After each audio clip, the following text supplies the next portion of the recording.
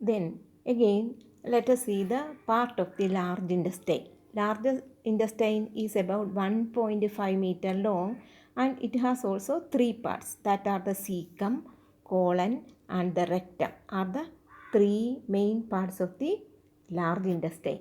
The cecum, its function. Cecum is a very small part, blind pouch situated at the junction of the small and large intestine. It from its blind end project a narrow worm-shaped tube called the vermiform appendix. Let us see the structure of the large intestine now. You can see the cecum. That portion is known as the cecum. From there, the appendix you can see. Any inflammation in that region, in the region of the appendix, is known as the appendicitis. Then we can see the largest part of the intestine, that is known as the colon. You can see an ascending colon here. Then a transverse colon region is there. Then a descending colon region is also you can see. So the intestine, its next part, the cecum is a pouch-like part where the small intestine is connecting to the large intestine. Then the largest part is the colon, and you can see the last part is the known as the rectum, and the opening is the anus. In the rectum region, the waste material get stored, and when we excrete out through the anus, that part may be stored out. That may be thrown out. Then again you can see the function of each part.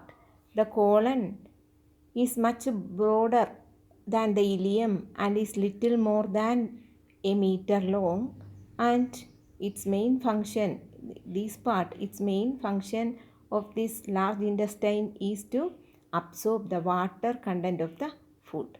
Then the rectum also has a sphincter muscle to keep it closed except when passing bowels. When we excrete only, that sphincter muscle will open. It is the part all the unwanted material may be thrown out from the body. Then that are the part of the large intestine. Then again we have to learn about certain experiments on digestion. You have to learn certain experiments about the food material as well as experiments on digestion. Here these are the experiments you have to learn. You have to write it on your record book. As assignment you have to write it, but now we are not doing our assignment now. Let us see what is described in the experiment. In the first one, the action of saliva on starch.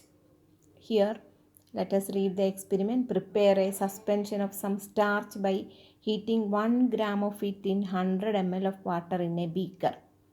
You can see one small spoon full of rice flour, അരിപ്പൊടിയോ അതുപോലെ എന്തെങ്കിലും any flour, we can make a solution, and that will not dissolve. We can boil it and we can make a suspension of starch 100 ml of water in a beaker. Then put some of the suspension in 2 test tube. Take 2 test tube and take 1 spoon in 2 test tube. Put some of its suspension into 2 test tube. We can take 1 spoon in each test tube. Then test a sample from one of the test tube for starch by iodine solution and another sample from other test tube for sugar.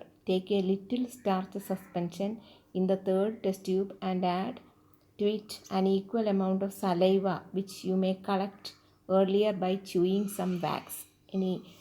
Chewing some chewing gum, and take fresh saliva and in one of the test tube we can put some saliva and keeping it in your hand